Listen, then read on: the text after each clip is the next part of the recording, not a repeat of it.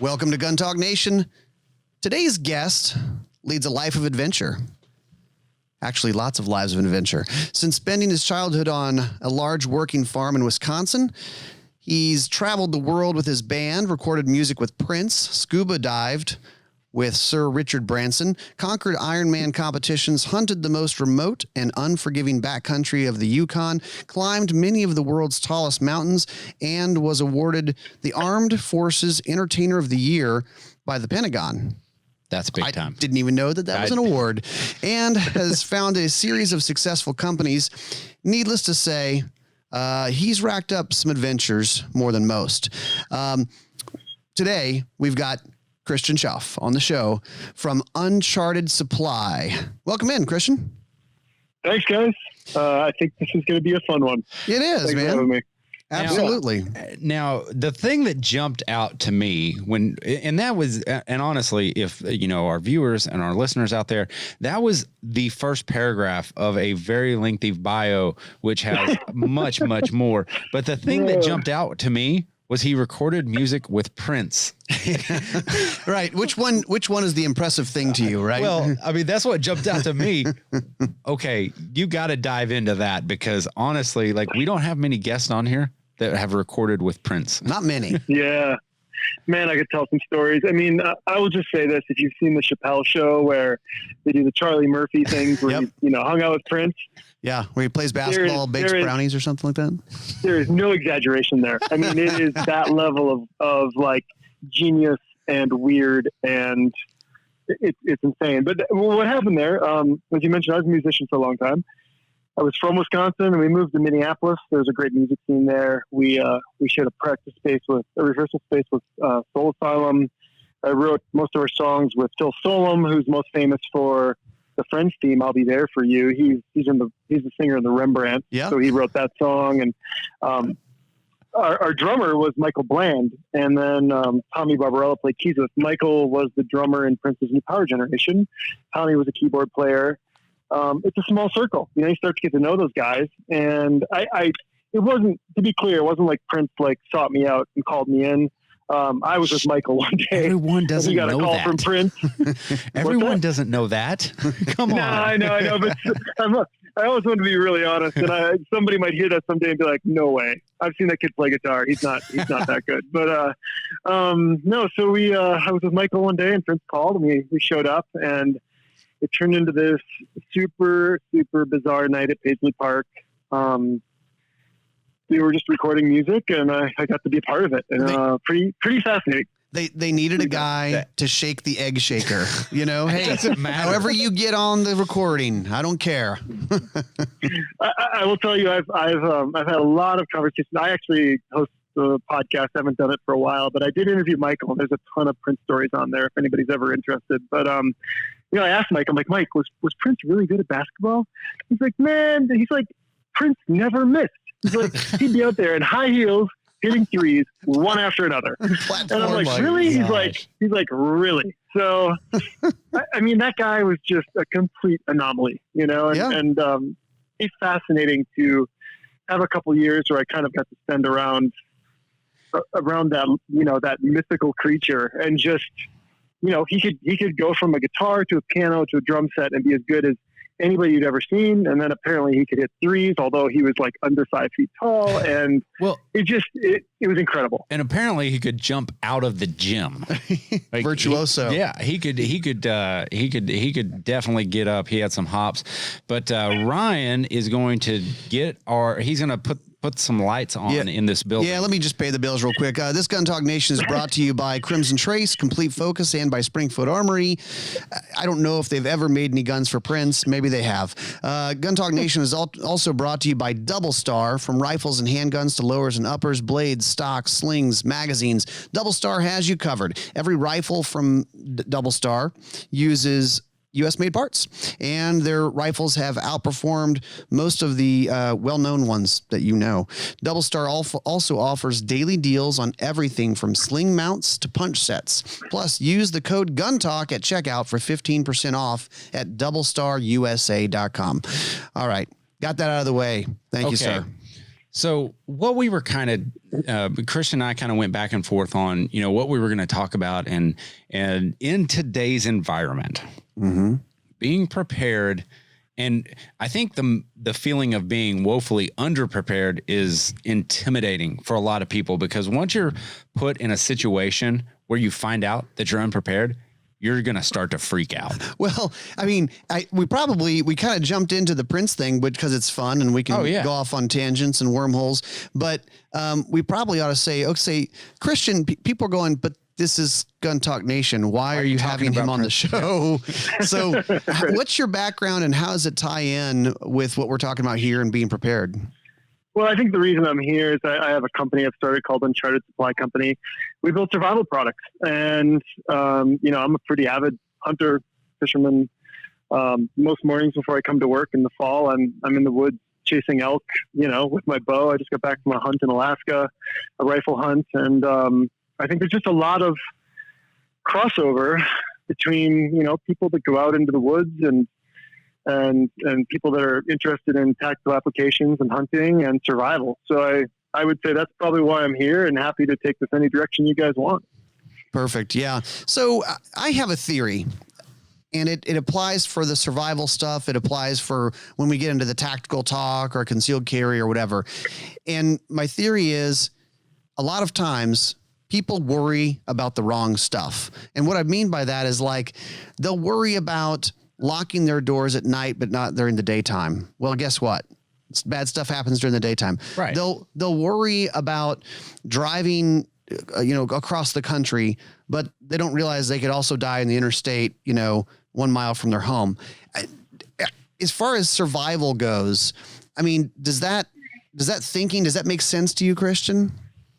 It does. I think what's happening is, my parents are farmers. And so when I grew up, I was learning how to change tires and change the oil, and I was out in the field all day, and I better bring water and sunscreen and a jacket and a hat. And if I didn't, it sucked, and the experience teaches you a lot. And I think what's happening is our societies are starting to become more focused around metropolitan areas. We've got technology that solves problems for us, and people just have limited or no experience. So when something outside of 72 and sunny happens, they don't even know where to start. It's not that they have a conception that, or some kind of perceived idea that this is what I should do, but it's actually this. They don't know what to do. And then when panic ensues and adrenaline spikes, usually a bad situation gets made worse because of that. So, that's kind of, from my research and starting this company, that's what I saw, is everybody kept saying, I was living in California at the time, working out there at a job, and everybody admitted that they were underprepared and they needed something, but they had no idea where to start. And I think that's what I see mostly in this kind of a industry.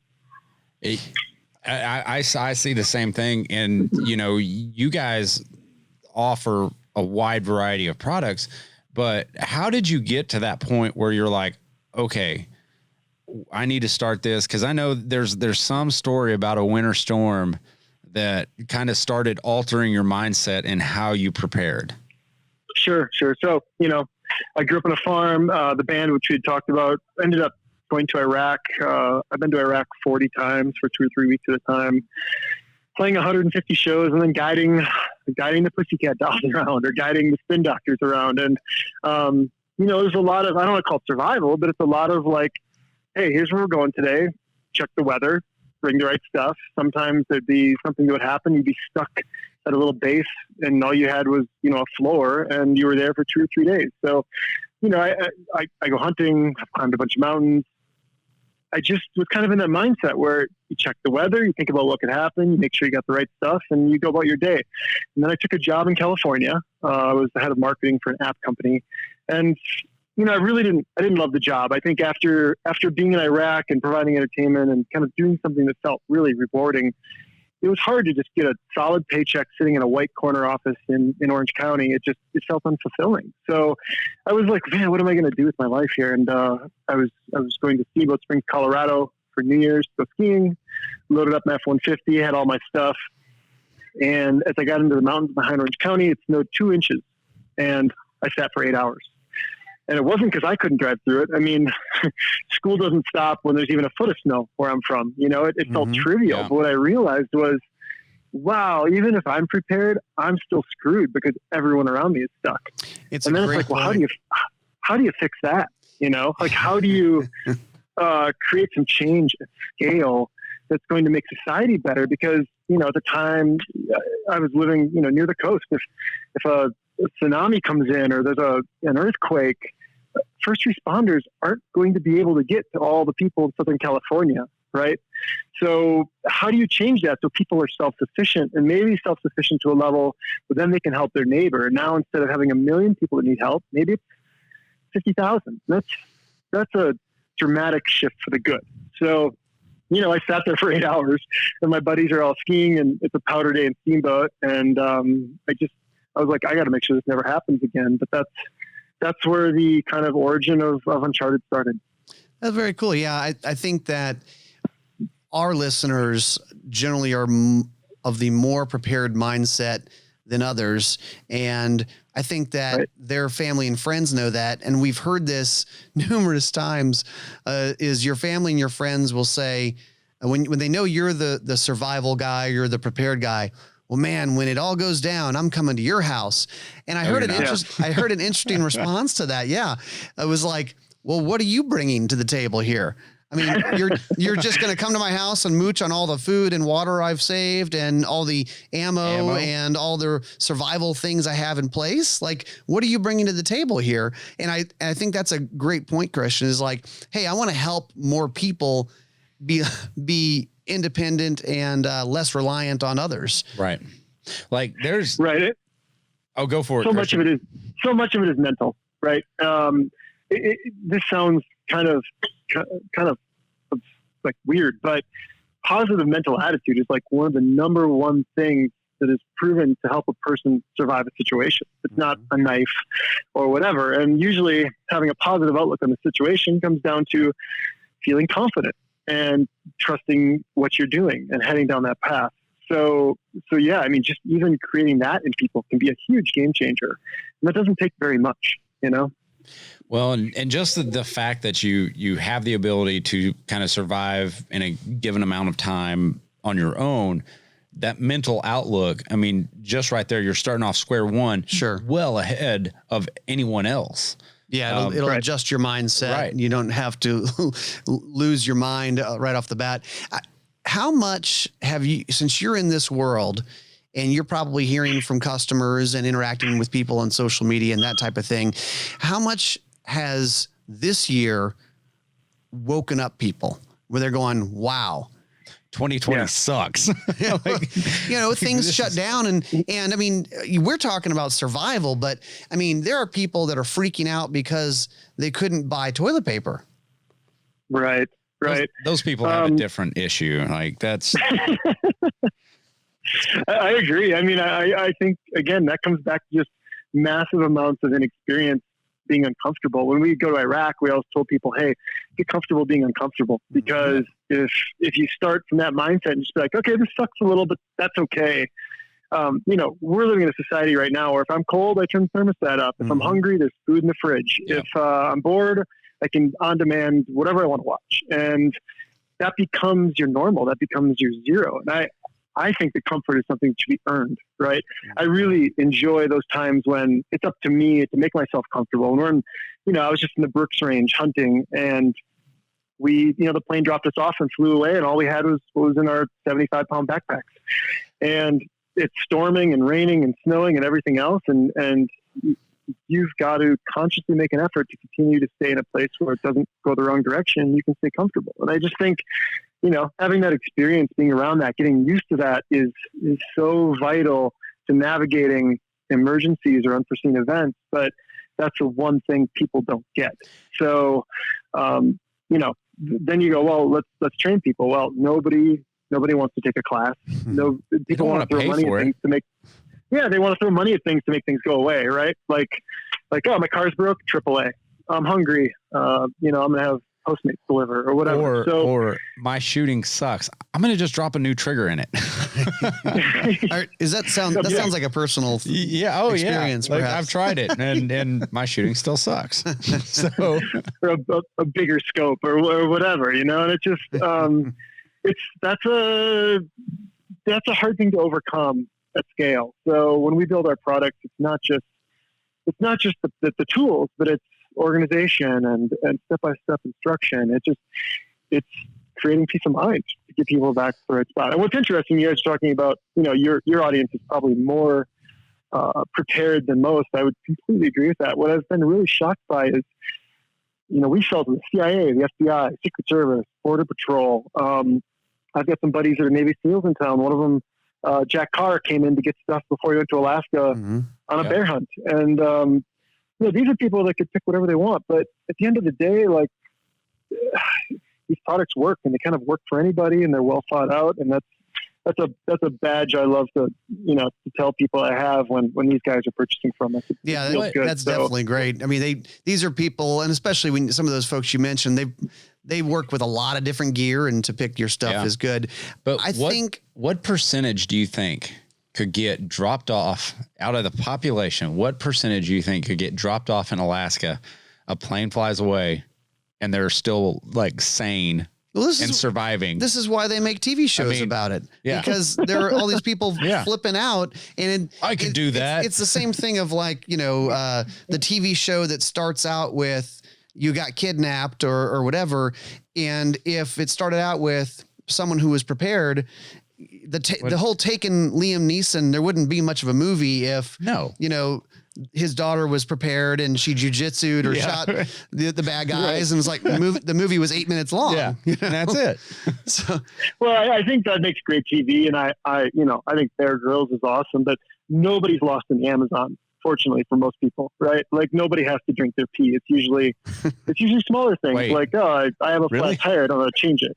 Right. Well, that's my perspective. But back to your question, I think there's very few people that wouldn't lose their minds out there. I mean, we were out there for 2 weeks, and I saw 25 grizzly bears, and I had a couple times, one in particular where, unbeknownst to us, we got between a mama and two babies, and I always tell people when that bear realized we were there, it was kind of like when the Kung Fu guys like crack their necks and kind of rock their hands back into the fighting position, watching here we go. The hair goes up and it starts woofing, and I was like, this is how people die. So I just think, and this is us doing Prepared, doing this many times. I had an exceptional guide with me.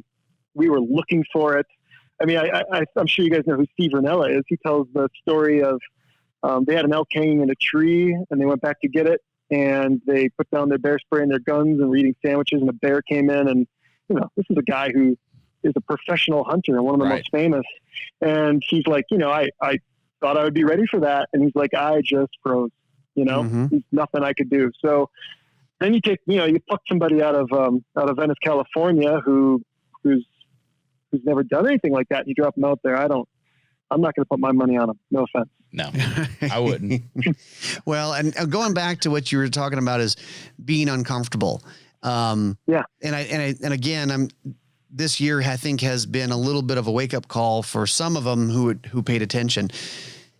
And it starts with, I think, the kids, because kids today, a lot of them, yes, there are people with hardships, but there are a lot of people who they have heat. They have air conditioning, they have shelter, they have food on demand, and I mean, they'll act like being bored is going to kill them. Oh my gosh. Can you just please turn the YouTubes on?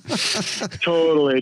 I had so many people reach out, so many interviews when the lockdown started happening, saying, "Whoa, what's your advice to people?" And my advice was like, chill out. You're being asked to stay in your house where you probably have everything you own, Yes. I don't know why this should be scary. It might be a little boring, but gosh, I mean, you've got internet, you've got Netflix, you've got whatever you want. I mean, let's reframe what this actually is. Nobody's like yanking you off the street, throwing you in a C-130 and shipping you to Afghanistan. That's not happening.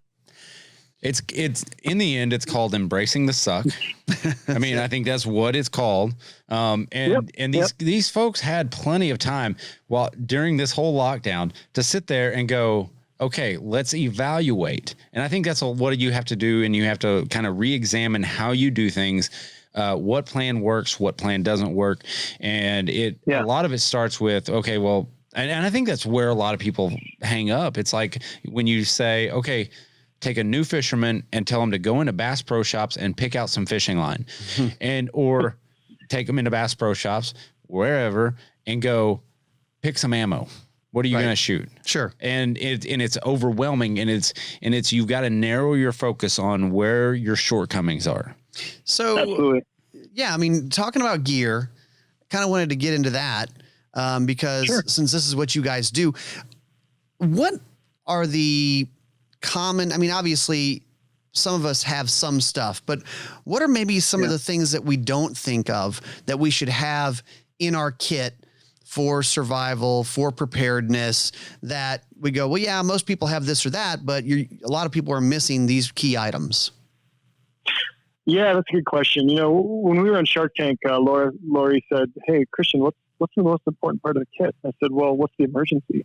You know, I think that really comes down to what the emergency is. But the problem with emergencies are you don't know what they are until you're in the middle of it, right? Mm-hmm. So what I tell people, because they're like, "Well, do you have an earthquake kit? Do you have a hurricane kit? Do you have listen, the human body needs a certain set of conditions to survive, right? Temperature regulation, whether that's staying cool or staying warm, a certain amount of calories, hydration, maybe some first aid. And then it gets into survival, like something to signal, maybe some self-protection. I always go back to those types of things, right? I don't think about, well, if it's an avalanche, I need this kit. I mean, I may add a few things now that I'm in Park City and it's winter. You know, I had a blanket. I had some more ways to create warmth. I had some tinder kind of thing. But generally speaking, I try to tell people it doesn't matter what the emergency is. The body needs the same certain things. So make sure you have those things. That could be personal medication. It could be another set of prescription glasses. I mean, protecting your senses is critical, right? Goggles, gloves, air masks. If your feet or your hands are compromised, you guys have been on hunts. Like, if your feet are trashed, it's over, right? If you can't see, you can do very little. So I think about those things. I think about making sure my body is as ready to go and protected as possible, given whatever might come my way, and then I go from there. Okay, I know. For our world, we have people ask us, Ryan, what's the right gun? What gun should I buy?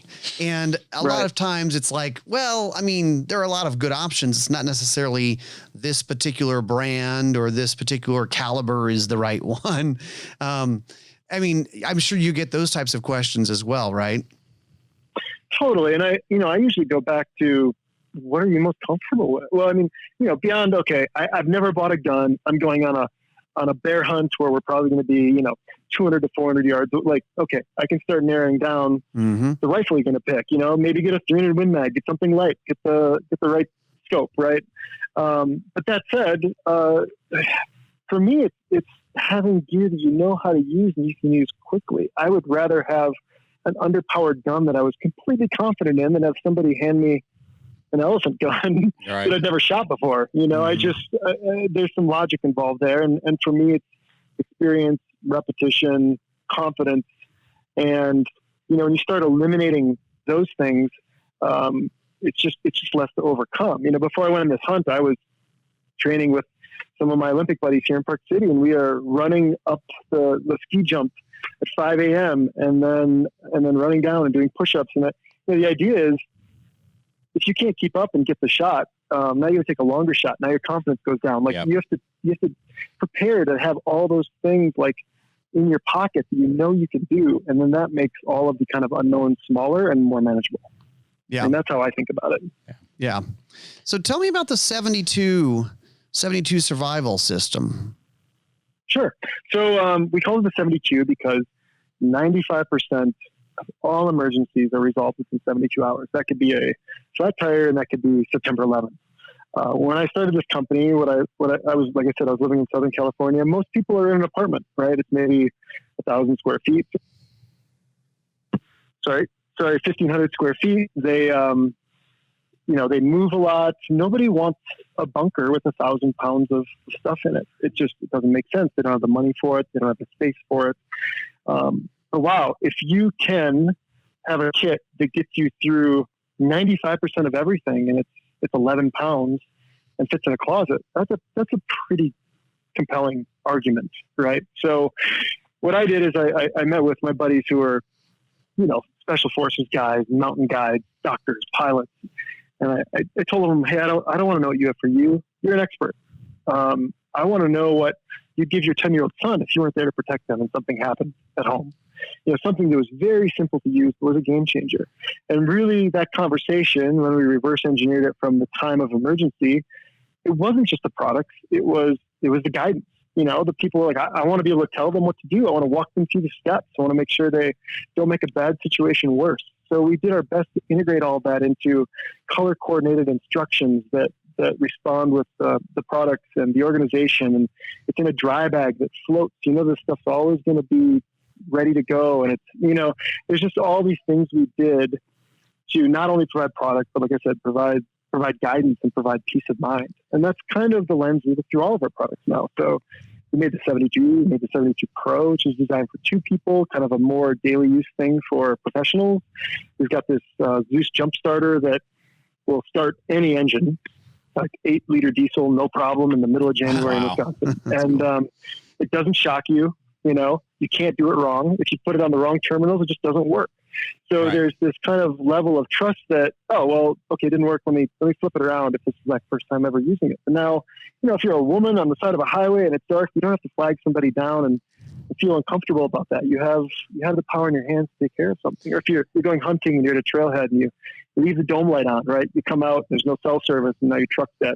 Mm-hmm. Well, you're good to go. And that can be an emergency, right? Now you're behind, now you're stuck, you need help, or you just start your truck up and go home. So we always try to just simplify things, make it very easy, make it foolproof, because when a drone's pumping, it's very easy to make bad decisions. And we kind of try to put some guardrails around this. So even if you do, there's some grace and you can just continue. It's not going to ruin your day. Absolutely. And the 72 system is, so the 72 survival system, it's almost looks like a backpack where you can strap it to your shoulders. You can go and you kind of unfold it, and it's labeled really well. Like I'm looking at it and I can go, okay, if my 12-year-old was in a survival situation without me, he could look at it and go, oh, here's food. Oh, here's a water filter. I'll need that, or tools, or first aid. Like he could look at it and say, that's my problem I'm having in this pouch. There's what I need. Now, let me ask you this. Right. Let me ask you this, because along those lines, right? I mean, there's a lot of stuff into these kits and like the 72. I mean, obviously someone can take out sunscreen and they know how to use it, but are there a couple items in here that you say, don't just buy the pack and put it in your closet and never open it? I mean, are there a couple items that you say, hey, you might want to familiarize yourself with it? Yeah, good question. We've learned through doing consumer research and interviews with people that have bought our products that they're hesitant to open it. They think of it as like this, like break glass in case of emergency type kit. And I'm like, no, open it up, use it. Like, don't think of it as a go bag. Think of it as a go-to bag. Use the sunscreen, use the hat, use the paracord, get familiar with it. Because back to my previous point, the more comfortable you are with something, the more you use it, the more effective it's going to be when you're compromised in some way. So that's a really important thing, I think, for people, is just to use it and dig in. We sell refills. You can just buy a whole new pocket and drop it in. If you have an emergency and you're like, wow, I really use these 2 pockets, but the rest I didn't touch, well, just come buy those 2 pockets again, clear those out, drop it in, and you're good to go. I like that. That's a good idea. I mean, and talking about, using it, I love that, because it's the same with a fire extinguisher. Like some people will pick it up and go, what do I do? Well, I have a personal story about that, of a fire that, someone wasn't comfortable using the fire extinguisher and ran out of the house. I get it. Could have prevented more damage. Maybe I could don't have know. used the fire extinguisher and prevented some damage. But yeah. So how do they find out more about you guys? Well, we spend a lot on digital advertising, so just type in Uncharted Supply anywhere, and we hopefully come up. Our website's unchartedsupplyco.com. We have an Instagram account, a Facebook account. We're everywhere you'd expect us to be. Okay. We've got, I think, a promo code we gave you guys to kind of get people hooked up. Yeah. But check us out. Like, dig in. If you enter code GUNTALK at checkout, and this is excluding Garmin products, but Christian has agreed to knock 20% off your bill. So nice. That is really cool. I mean, and I'm looking at it going, oh, okay, yeah, I can absolutely use this. That's what happens. Merry Christmas to me. That's what happens. You go there, go, oh, wow, this is kind of cool. Well, and a lot of this stuff is becoming harder and harder to find. Mm-hmm. So prepare now. Prepare now. Yeah. That's the thing that happened during COVID is, once the emergency was upon us, it was too late, right? Yep, and that's it. So once we got back in inventory, we're pushing emails and messaging out saying, guys, like, we have inventory. You saw what happened. Like, let's go. Like, grab it now, so you're not bombarding us with emails when we've sold out. We are a small company. I bootstrapped this thing by selling my home and buying inventory. We're not Nike. We can't just order 10 million units. So I'm doing my best to make sure we have what we need and building our forecast out. But every time something like COVID comes along, and now they're talking about more shutdowns and everything else, demand spikes. And you just never know. That could be tonight. That could be in a year. It could never happen. But man, spend a couple $100 and make sure that you can take care of your family. I always tell people it's the superhero's cape, right? Put it in the back of your car and know that you can save the day when the moment arises. I think that's just a smart way to live, and it's how I encourage people, whether they buy from us or build their own. I don't care, but if we can get people to think that way, our whole society changes, our country changes. Now it's a place of abundance, not a place of scarcity. It's not shutting doors, it's opening doors and letting people in. And that's why I grew up on a farm in Wisconsin, and that's kind of the message I'm trying to get across with this company. I like it. As Michael in our office says, when the fertilizer hits the ventilator, you better be ready. All right. That's good. Christian, thanks for being with us. Yeah, thank you guys for the opportunity. I really appreciate it. That's lots of fun. All right, you guys, you know what to do. Make yourself prepared. Thanks for being with us. That's it for us. We'll see you next time on Gun Talk Nation.